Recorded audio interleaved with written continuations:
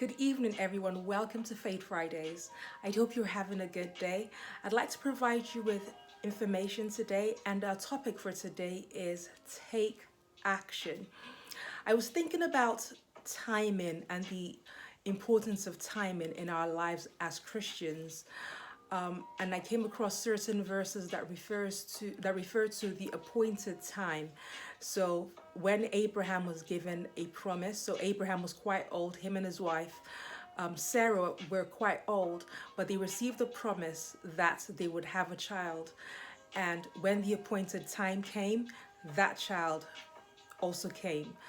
And so when I was just thinking about time, I realized that everything in nature has a time.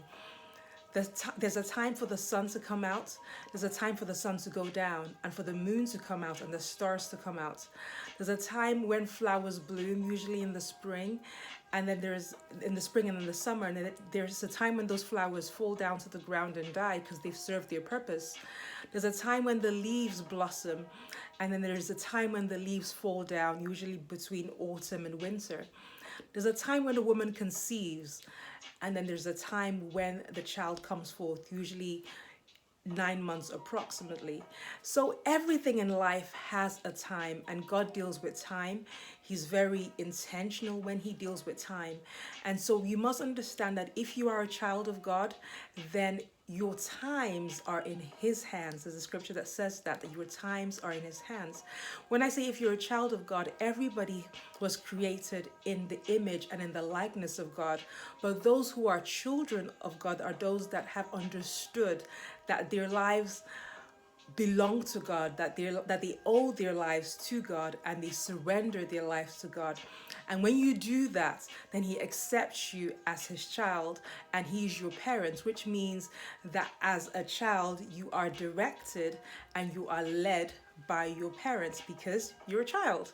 So it's okay for you to follow the voice of God. In John 10:27, I've always quoted that scripture wrong, and I always used to say, my sheep know my voice, and a stranger they won't follow. But what that verse actually says is, my sheep hear my voice, and I know them, and they follow me. That's what that verse says, John 10:27. And when I thought about it and went to look into the Hebrew and the Greek, I'm not going to try and give you any Hebrew and Greek because I can't even pronounce those words myself.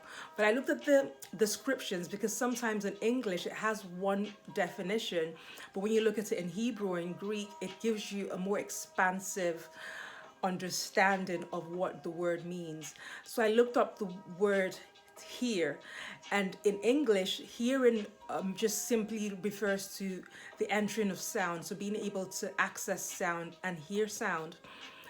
But in Hebrew, the word hear means that it's described with various words, but some of the words that describe hearing involve singing, it involves testifying, it involves proclaiming.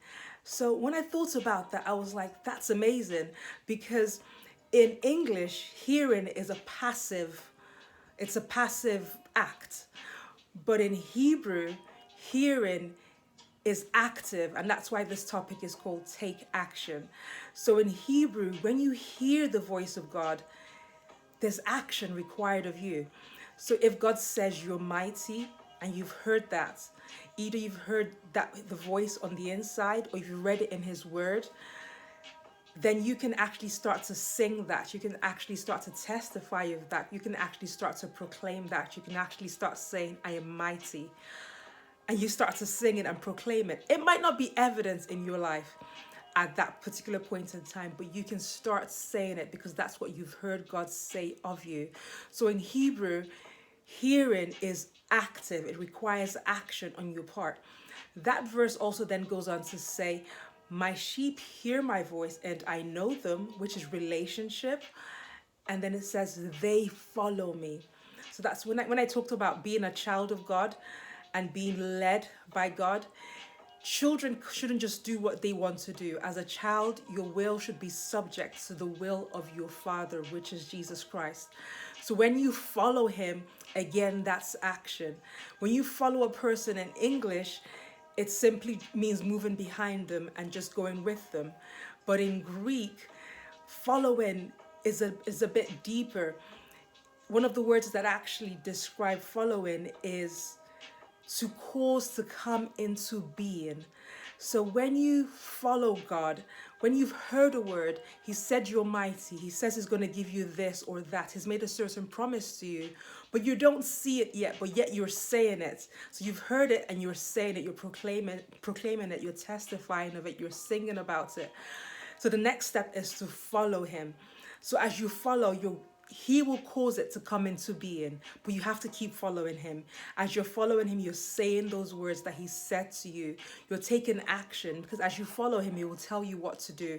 Another word that describes follow is marriage. So just like how a husband leaves his wife and leaves his father and mother and cleaves to his wife, that's what happens when you follow Christ. It's a marriage that takes place. So you become one. His will becomes your will. And so you do what He wants you to do as you follow Him. And He will cause those promises that He's made to you to come to pass. Okay, so I'm just going to leave it there because I'm still doing the study, but I'm just letting you know that if you've heard a promise from God, if you've heard His voice in any way, you do need to take action. You need to start talking about it, testifying about it, singing about it, and keep following Him. As you follow Him, He will tell you what to do. Sometimes we want the whole blueprint. Where's the room going to be, God? Where am I going to be in 5 years' time? Where am I going to be in 10 years' time? And it's okay to have a strategic life plan, but that strategic life plan must be made subject to your Father, because He might have a completely different plan for your life. So, but as you follow, He will tell you, so move left, move right, take a turn. He will direct you, but He's not going to give you the full set of instructions until you start to take the first couple of steps towards Him. As you take 5 steps, then He will tell you, okay, do this for the next 6, 7 steps or so. However He chooses to do. For some people, He might give more explicit instructions. For others, He might not. He might just give a little bit of instruction, because He knows what you can manage. He knows what I can manage. So the way He deals with you will be different from the way He deals with me, because we're all unique. And His plan for us is as unique as we are as individuals. So you don't necessarily need to use somebody else's life and say, oh, this is what they did in their life and this is what's going to happen in my life. No, because there is nobody in the world like you. And so God has a very specific plan for your life. So comparing yourself with somebody else is unwise. You can learn from other people's experiences, but understand that the path that God has set out for you is very different. Your time is very different. So take heart. If there's a promise that you're waiting on from God, just be aware that waiting is not passive. Waiting must be active. You must be following Him. You must be declaring what He said, because some Christians hear what God has said and you just sit back and do absolutely nothing. You're not speaking about it. You're not taking action towards it. Even if it's a matter of just writing it down, making some phone calls, seeing how you can start to bring this to pass. What can you start learning so that when this happens, you're prepared for it? He's told you you're going to be the CEO of a company. What training can you engage in so you can have the skills to lead people? He's told you you're going to be married. What books have you read to make sure that you're able to interact with your husband and with your children properly? He's told you you're going to have a car. Have you started looking into how cars are driven? Have you started looking at how you can take tests? So there's certain things that you can do so that when the promise actually comes to pass, you are prepared. So keep following Him, keep listening to Him, and He will certainly direct your path. Okay, so these are my thoughts for you today on Faith Friday. Please feel free to share this with whoever you think needs to hear it. Until next time, from my heart to yours, do take it easy. Bye.